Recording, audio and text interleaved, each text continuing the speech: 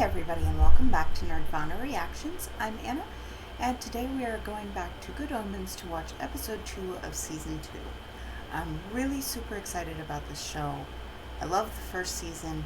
The last episode was super cute, a little more toned down on some of the comedy aspects, with Sir Terry having not contributed as much to the script due to his death. From my understanding, Neil is still pulling from his notes the things they had talked about. So there's still some of that influence there.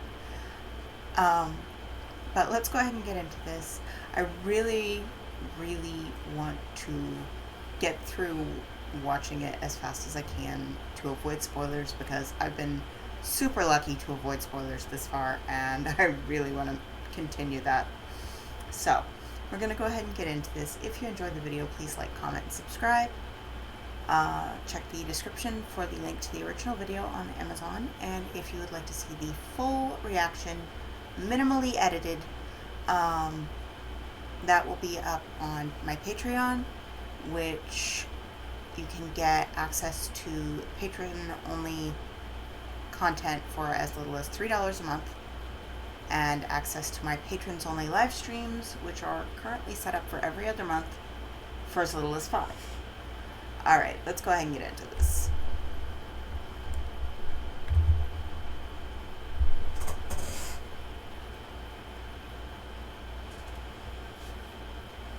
Yay, we're still getting flashbacks. You should know why you're about to die. God has abandoned you. The God who claims to love you, who demands your praise, has given you up to be destroyed. Crowley. We've had this discussion. You can't kill kids. Stay your hand, demon, despised tool of Satan, in the name of Almighty God, avaunt!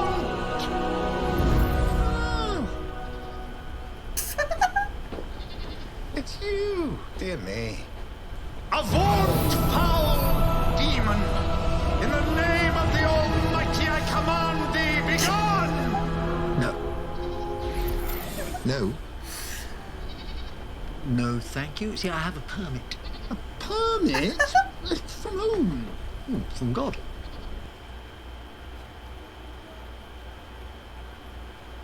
This is so weird. These goats belong to Job, right? Yes, Job, who is, I might add, a particular favourite of God. So... Wow. Okay, that is proper comically long. Shall I summarize? Satan and his diabolical ministers may destroy everything Job owns, no questions asked, hugs and kisses gone. No, this can't be real. I am a demon. Maybe I'm lying. Tell you what, let's find out.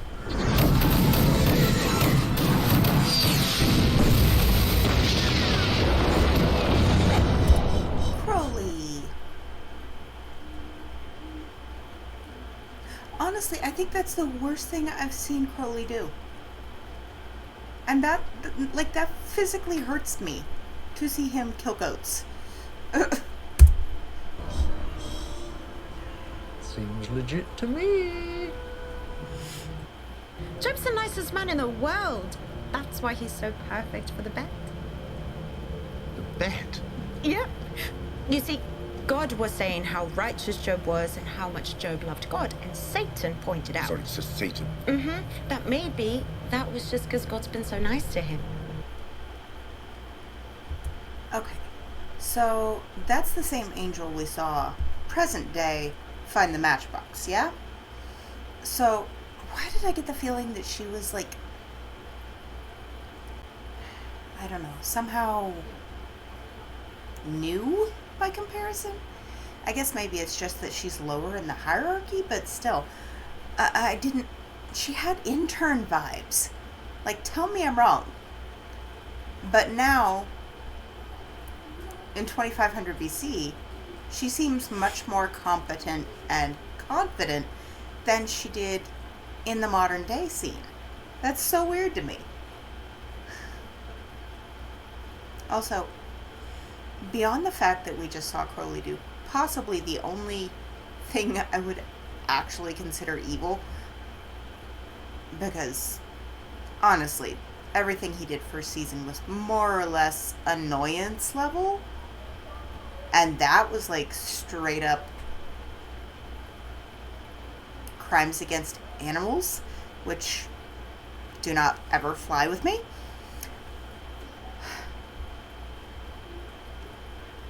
I feel like the more we see of Aziraphale doubting, the more I start to feel like he is going to actually fall at some point. Not necessarily like fall to demon, but I did notice in the first episode they said former angel is in this up to his bookshop owning neck. So I don't, like, he can still do miracles. So he can't be like, he can't have become human. But it really makes me wonder, like, what his technical status is right now. Wait, long story short, God's letting Satan destroy everything Job has. And then we'll see. Oh. So, just his worldly goods. Exactly. Well, nothing important, no. Just his farm, his camels, his goat, his oxen, his children, his geese. His what? His geese? You know, big cross ducks. His... Big cross ducks. That's how I'm going to describe geese from now until eternity. Big cross ducks. children?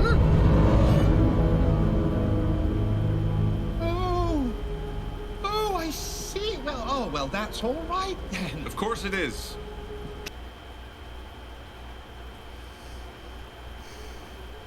Once Job's trials are over, everything is restored to him.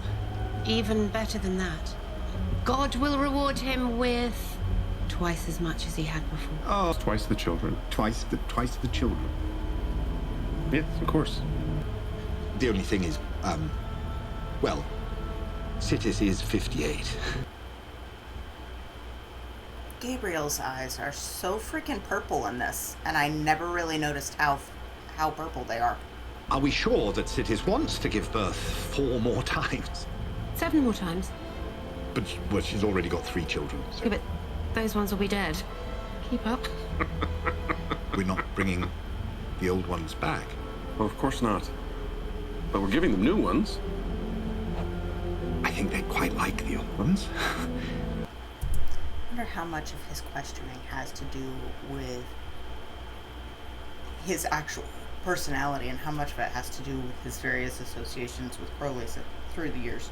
Because at this point, it doesn't feel like he's had that many interactions with Crowley, but then we don't necessarily know that for sure. Because they ran into each other in the garden, and then there was the flood. And I can't remember if there's anything else canonically before that point. And then there, at the Job situation. So, Aziraphale started out very non-questioning, very, oh, that would be bad. And even by 2500 BC, he had already started doing the questioning himself and starting to realize something's not right. You know, they don't understand what they're doing. They don't see what's actually happening. And I feel like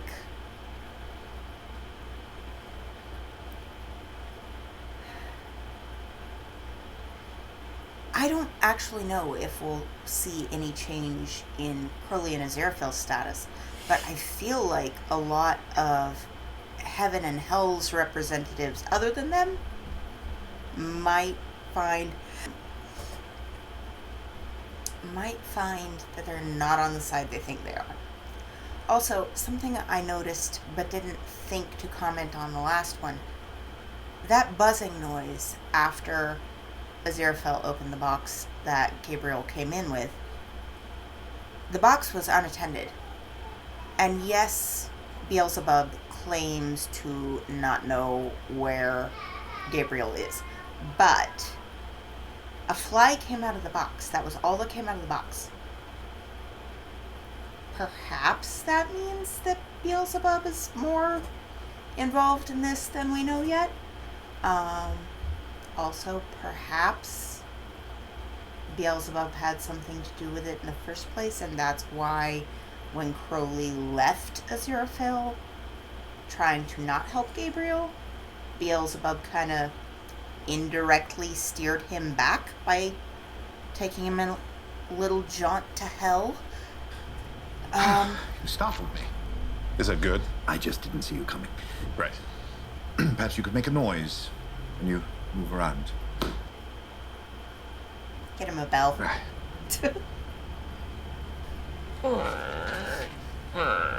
Not that. Or that. John Hamm is having too much fun with this.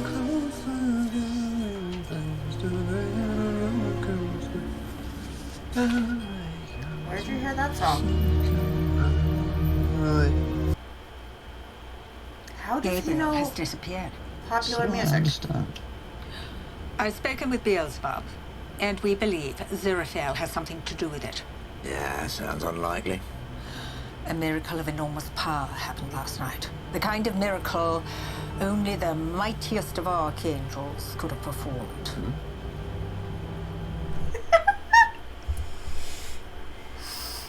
Okay. So, Crowley and Aziraphale performing...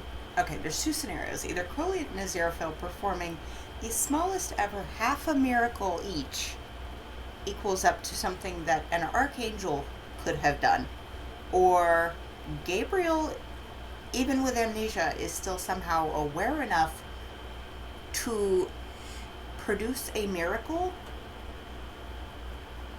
Either way, it really feels like the concealment that they did Somewhere very not close to your work. friend's bookshop. Are you telling me you don't know what caused it? How do you know I didn't do it? Help us, and we will be grateful.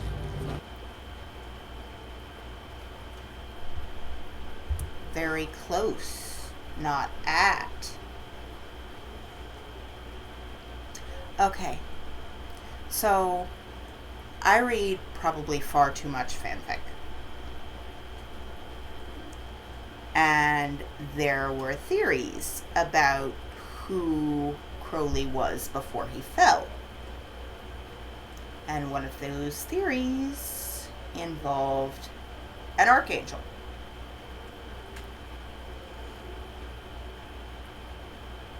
The miracle in question wouldn't by chance happen to have happened to a certain coffee shop?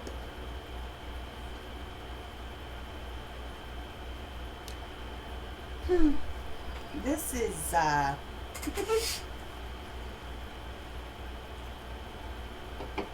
really enjoying the mystery vibe we're getting here. This is so much fun. I'm loving whodunit side. Pickled herring?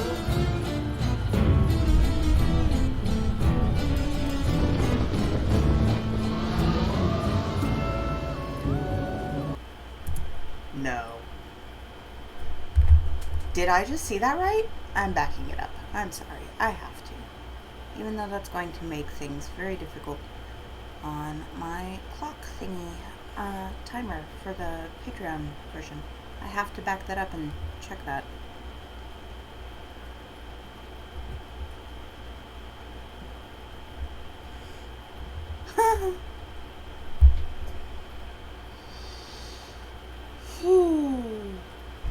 Okay, not only are we getting David Tennant's son, which cool, but we're also getting his father-in-law, also known as the Fifth Doctor.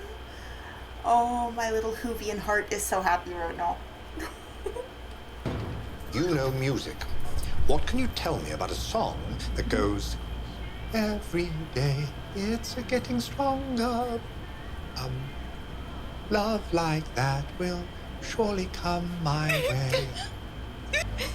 Then, may I ask why you aren't crying? Well, I'm certainly not crying over her.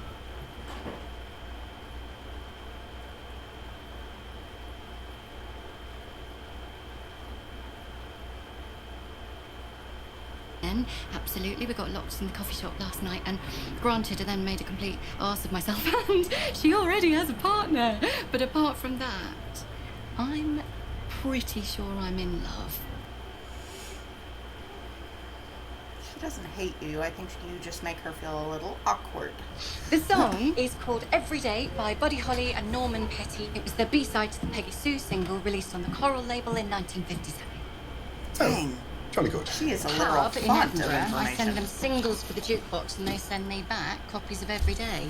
They say every record they play eventually just turns into that song, which is mad, but they're Scottish, so... Everything turns into the same thing, Not unlike any tape that stays in the Bentley for more than, what was it, a week, turns into Queen? Okay. That's very relevant.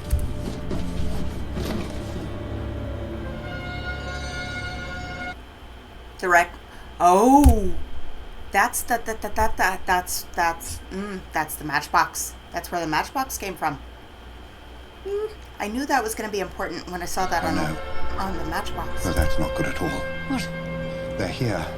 Can't you feel them? Who's here? He's in there on his own. Nice meeting you here. Ah, Aziraphale. I think you know why we're here. We are looking... Greetings! I'm Jim. It's short for James, but I don't need to keep telling everyone that. I'm an assistant bookseller. Gabriel. Where is Not the time. Gabriel? Gabriel? You know, sometimes people call me Gabriel. Okay, good. The miracle did Shall work. we discuss this inside? Yes! Did you think we wouldn't see the plume? The plume? What plume? The huge plume of miraculous activity?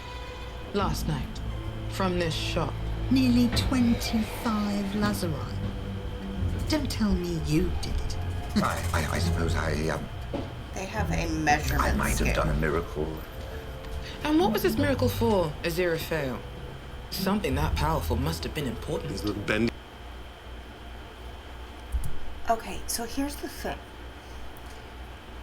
Aziraphale said that he would hide Gabriel from Crowley's old side, and Crowley would hide Gabriel from Aziraphale's old side, which means the miracle sensed by heaven would logically be Crowley's half, but the one sensed by hell, which was apparently powerful enough to be an archangel, would have been Aziraphale's half.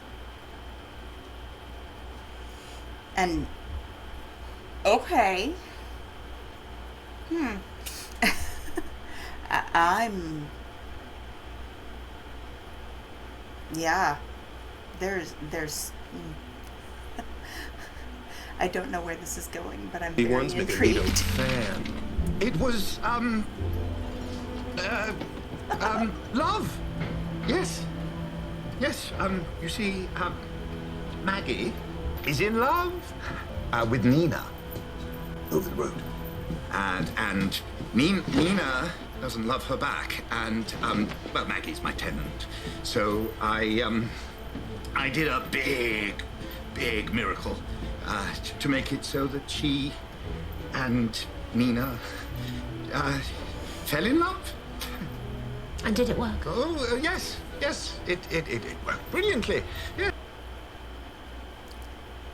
This is gonna backfire hard.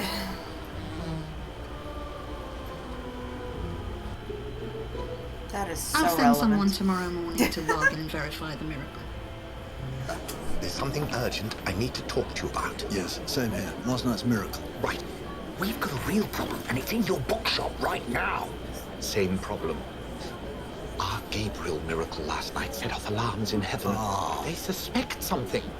And so I told them I'd made Nina and Maggie fall in love.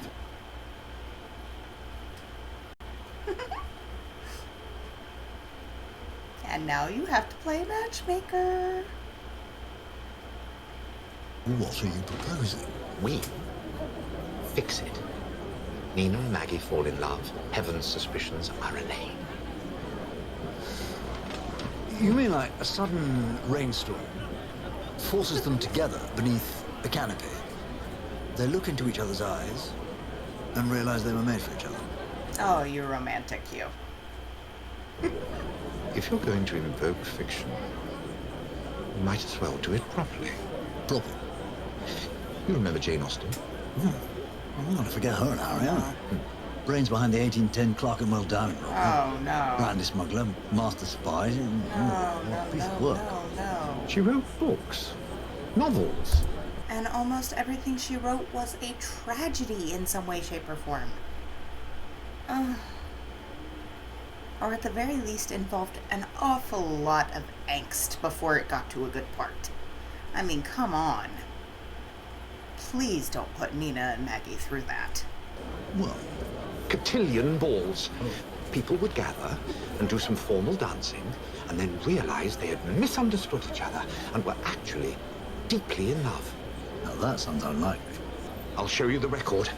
I think it may be a clue. I'm lost. Am I doing a rent? Come on, I want to show you the clue. Whatever you found out, don't call it a clue. But it is a clue. Or at least don't pronounce the capital letter. He was singing a human song, and there is an actual mystery associated with that song, and that is the clue. Yep.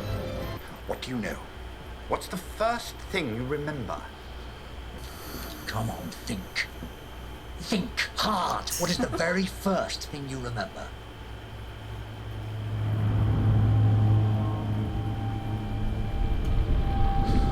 I remember when the morning stars sang together and all the angels of God shouted for joy. Yes. Whoa. Yes, that's right. No. Keep going. I can't. Yes, you can. I can't remember those things. My head isn't big God enough. just Not spoke anymore. through him. Yes, I see. I'm Oh. sorry. But you've done awfully well. Your boss said that to Job. Do you remember? I Okay. certainly do. So the memories are still there. Sorry, you've come at rather a bad time. Oh, yeah, so I can see. What happened? God has forsaken me and delivered me to demons. Oh, I almost didn't recognize him if it weren't for the voice.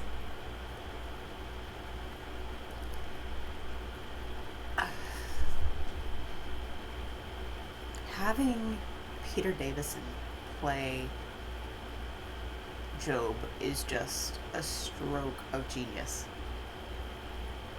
But having him in the same room as Crowley,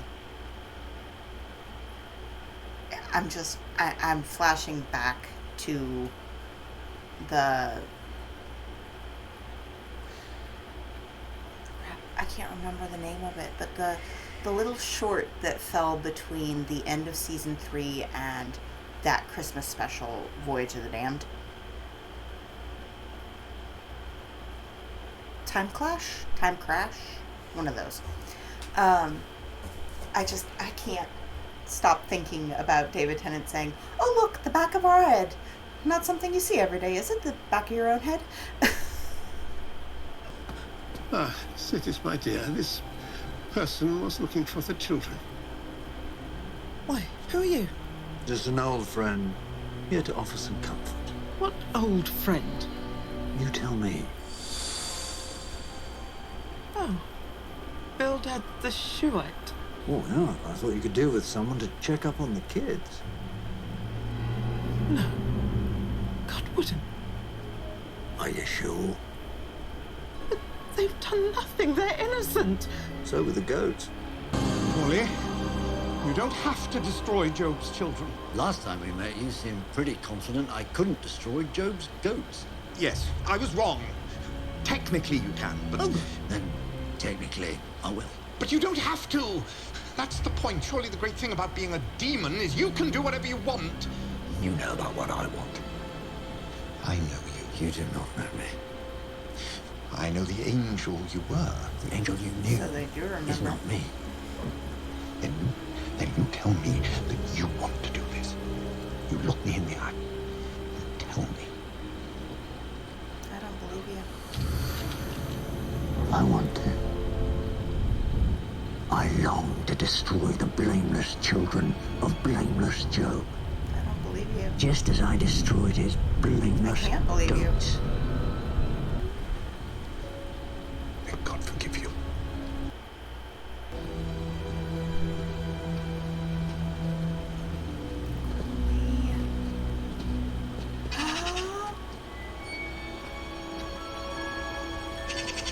He didn't destroy the... See, I knew it. At least I wanted to know it. He didn't do it. He couldn't do it. He didn't kill them. He just made it look like they died and essentially transfigured them into crows. Oh, Crowley. Oh, thank God. I was so worried because that action seemed so out of character for him. Oh God, thank God.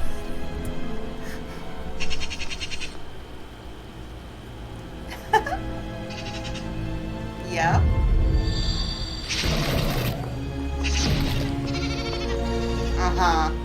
Wow. I bring a warning! Spoiled brats. Satan has sent a demon to destroy you! Tonight! You're a funny-looking angel. Aren't I just? Are you a demon? Oh, she's good. Yes, well, he is. In fact, technically, a demon. Spot on. Sent here to destroy you all. Ready? But you said you wouldn't. I'm a demon. I lied. Can't you say that? I'm afraid not. He has a permit, you see. But be not He has a afraid. permit. You're perfectly safe. Are you sure, Angel? Yes. Quite sure. I knew it! Wind, I assume. That's what Satan really has planned. A mighty wind from the wilderness to smite the mansion and bring it down upon them. Oh, aren't you brilliant? Actually, I think getting us all in the cellar was very clever. Will someone please tell me?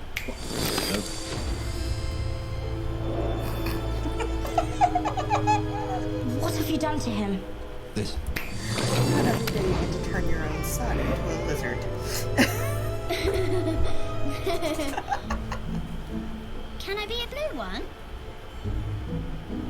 It's all right. You haven't annoyed me yet. But can I be? Oh, sure. She's adorable. All right. You don't drink. Try the food, though. Can't get drunk on food. Go on. Have an ox rib. Are you Tempting me. trying to tempt me? Not at all. Angels can't be tempted, can you? Oh, yes, he absolutely Well, can. you are now. You're free to try the food. Temptation accomplished.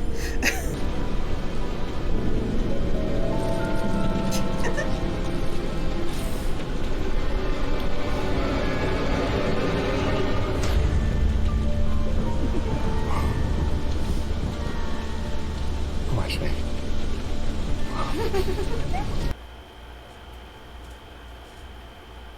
Gluttony, thy name is Aziraphale.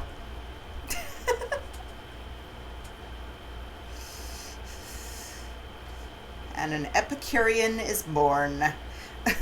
I go along with hell as far as I can. Whose side are you on? His own. My side. Now your side. Gosh. Well, that sounds... what? Lonely. Aww. Lonely? No, you're not lonely. Were you there when all the morning stars sang together and all the angels shouted for joy? Is God actually, I think so, talking to him? I don't suppose he's getting any answers. No. Just to be able to ask the question. Can't they explain? I think the point was, if you want answers, come back when you can make a whale. And the children? Did they mention the children? No. Virtuous Job, you have passed God's test. Prepare for your reward. Behold, where you have lost 300 sheep, the Lord grants you 600. You want me to thank God for sheep? Our children. What about our children? Yes. I was getting to that. For lo, though your 3 children are completely dead, God now grants that you may conceive 7 more children. He really does not get it. Our children are dead? Yeah. But I loved my children.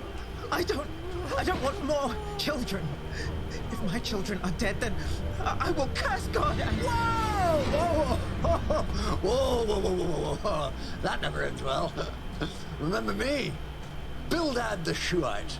Yes, well, it would be really useful if you were an expert on human births. It's a really... Then this is your lucky day! Really good that literally all of the angels have no concept of anything, basically, because Crowley is such a horrible player. Shoemaking and obstetrics. Those have always been the twin passions of Bildad the Shuhite. What seems to be the trouble? Obstetrics. Well, yeah. Citis, has just learned that she is to have lots more children. Ah, well, let's get started. In fact, Gabriel, has personally witnessed childbirth in the Garden of Eden. Exactly what I say, trust me. Now, good lady, simply turn to your husband, reach into his robes, and pull out 3 of his ribs. Oh, yeah, ribs. Don't worry, it's all part of the process. I've seen this before. It's really, really not. Oh, God. Oh. And to complete the process, a simple embrace.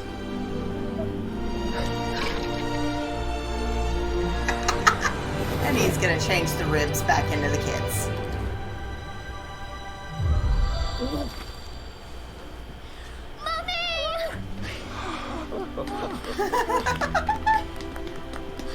But they're not babies. Certainly not. Was Eve a baby? Was she? No, they can arrive at any size.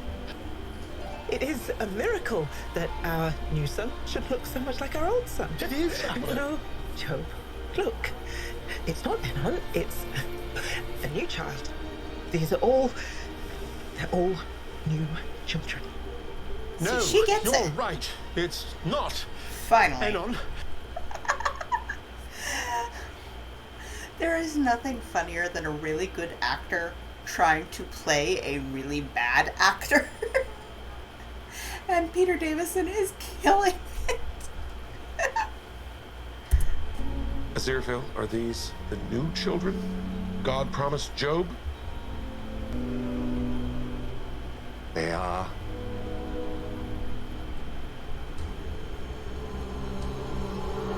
His new children. You have my word as an angel. Well, that's all right then. Huh? Why didn't you just say so? A, they are so gullible. B, that made him so nervous. And C, I love that he would lie to them face to face in order to protect Crowley and the kids. You really used to be awful. I mean, so awful. Am I awful now? I don't know. No. Silly question, but how do you feel about sudden rain? Yeah, that's a silly question, all right. No, but in the event of a sudden torrential downpour, would you be likely to shelter under an awning? Wow. It's like you've looked deep into my secret soul. Well, it's Mac. Thank you. I was trying to tell you about this. My clue. The Resurrectionist Pub has a jukebox. This record was found on the 66 jukebox. Goat Gate. So what? So first, it wasn't on the jukebox. Sooner or later, every record turns into this. It is, as you might say, a miracle. Ooh. So, I thought I might pop up there myself and investigate. Actually, I rather thought I might take the car. What car? Our car. We don't have a car. Of course we do. Isn't she a beauty? This Bentley isn't my car. Well, yes, technically, just as that bookshop is technically my shop, but we both get plenty of use out of it, don't we? And while I'm gone, you can look after the bookshop. And Gabriel. Yes?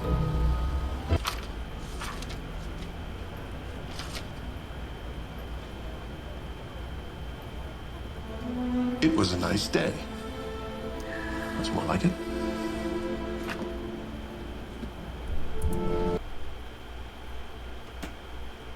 That was good Omens.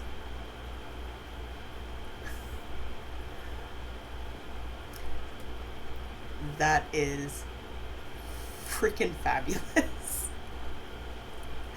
They put the book in the bookshop. Oh god.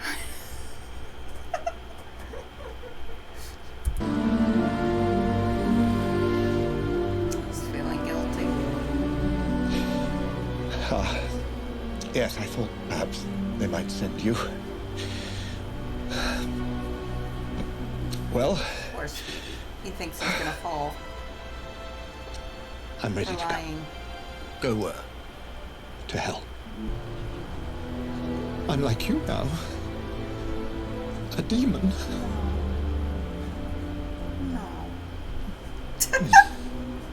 That almost smile was just... Yeah. Sorry. You think you're a demon? I lied to thwart the will of God. Oh, yeah, you did, but You lied for the right reasons. I'm not going to tell anybody. He doesn't want you to fall, sweetie. He likes you just the way you are. But what am I? You're just an angel who goes along with heaven as far as he can.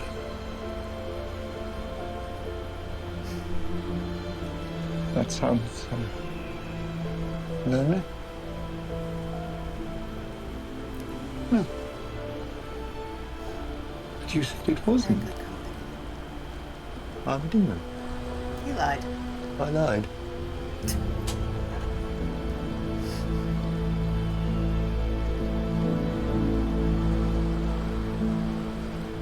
You two are literally made for each other, I swear.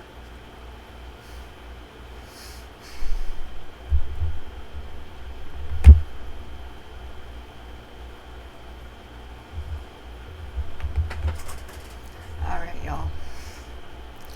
Unfortunately, I don't have a lot of time to talk after this one, but we learned so much in that episode. And yet so little at the same time. We got a lot of Aziraphale and Crowley backstory, which I always love. They're the best part of the entire show. And honestly, why I don't miss a single one of the human characters from the first season that much. Also, their stories got wrapped up rather neatly, so why bother bringing them back up? Excuse me. Really fighting off hiccups. But the address of... is it a pub in Edinburgh? Whatever the case. The address. 66 Goat Gate? I mean, come on. That's got to be relevant. This is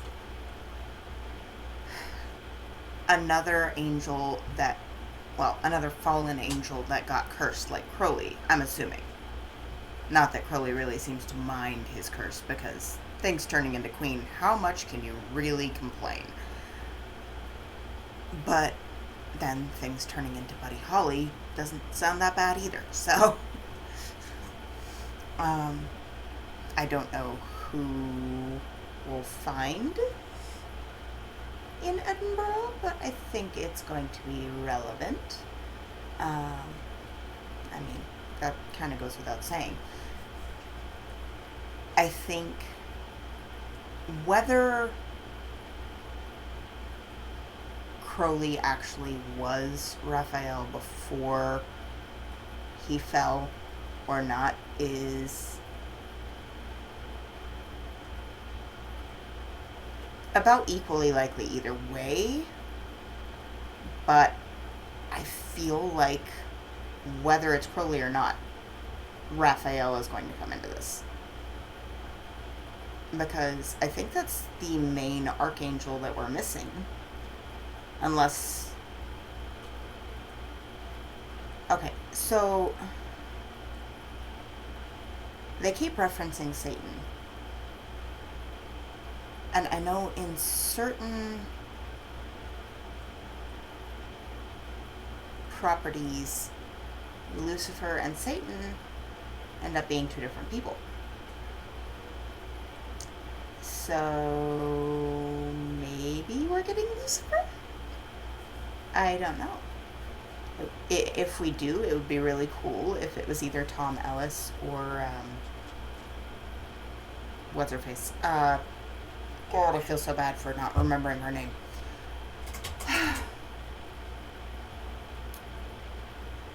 Gwendolyn Christie. Either of those would be really cool. And if it was Gwendolyn Christie, a Sandman crossover? Maybe? These are really far-fetched theories. I don't even care that they're far-fetched theories.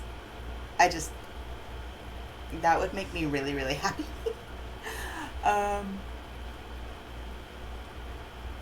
Yeah, I'm probably going to record another episode of this tonight.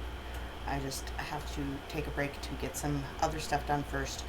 But, yeah, I need to continue and see what else happens in this. I hope you all enjoyed, and I'll see you back for the next episode.